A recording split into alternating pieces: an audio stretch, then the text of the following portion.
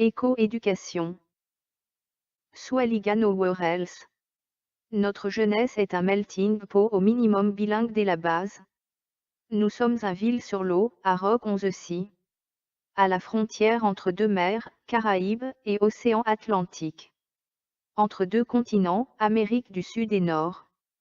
Accessible de les continents par mer sans détour, canal de Panama, avec des vols réguliers vers les 4 points cardinaux. Canada, USA, Antilles françaises, France, Hollande, Haïti, Saint-Domingue, etc. avec 2 pays, 2 gouvernements, 2 systèmes différents. Mais, une seule île, Swaliga. Avec une histoire commune, comme les 2 faces d'une même pièce. C'est cela la force, elle est commerciale et aussi sociale, mais elle peut être aussi innovatrice, créatrice et ambassadrice du savoir-vivre ensemble. Éco-sensibilisation. Si la collectivité vient à adopter le tri sélectif, cette mesure d'accompagnement s'impose.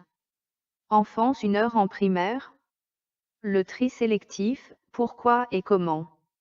2 heures en secondaire. L'éco-responsabilité, qu'est-ce que c'est? Pourquoi?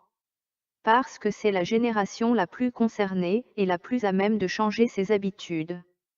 D'en comprendre la nécessité et pour finir, à convaincre les adultes. Public touristique, instaurer à chaque sortie de parking de nos plages et de lieux touristiques, des collecteurs sélectifs un panneau de rappel à la loi et au respect du site. Annonce et promotion de l'engagement de notre destination à préserver son patrimoine naturel et culturel, dans son ensemble et pour le bien de TESS. Éco-éducatif. Réflexion mais qui éduque qui? Normalement l'éducation est à la charge de la famille. Seul l'enseignement est du domaine de l'État, sauf en cas de défaillance de la famille. Or, en France l'éducation est en partenariat avec l'État. Exemple, ministère de l'Éducation nationale, qui devrait s'appeler ministère de la connaissance, ou de l'enseignement de la connaissance.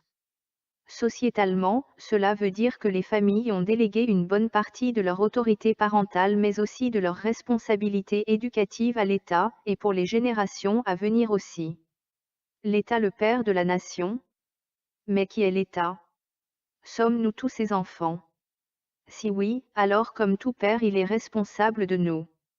Et, alors comme tout enfant, nous ne sommes pas responsables de nous et encore moins de lui. Donc, on s'intéresse qu'à nos jouets et à nos bonbons, mais pas à notre avenir. Et si c'est l'État qui a une défaillance? Développer la créativité. Qu'est-ce que la créativité? C'est une énergie positive, qui puise dans notre intellect les moyens de répondre à une frustration ou une nécessité. Cette créativité est en chacun et ne connaît que les limites que l'on se donne soi-même. Comment la développer? Cela commence tout petit par le premier jouet que l'on se fabrique. Or, aujourd'hui cette créativité est aspirée par la virtualité des PlayStations et des réseaux sociaux, me direz-vous. C'est vrai, mais ce facteur est nouveau venu dans le schéma social et va se banaliser, comme l'on était d'autres inventions technologiques, bien avant. Et innover? Pourquoi ne pas donner à nos jeunes les moyens de trouver les solutions par eux-mêmes, avec par exemple, la création future, d'un pôle universitaire caribéen de recherche des techniques et des technologies durables. Énergie durable, de l'agro-matériau, de l'éco-culture, de l'éco-médical.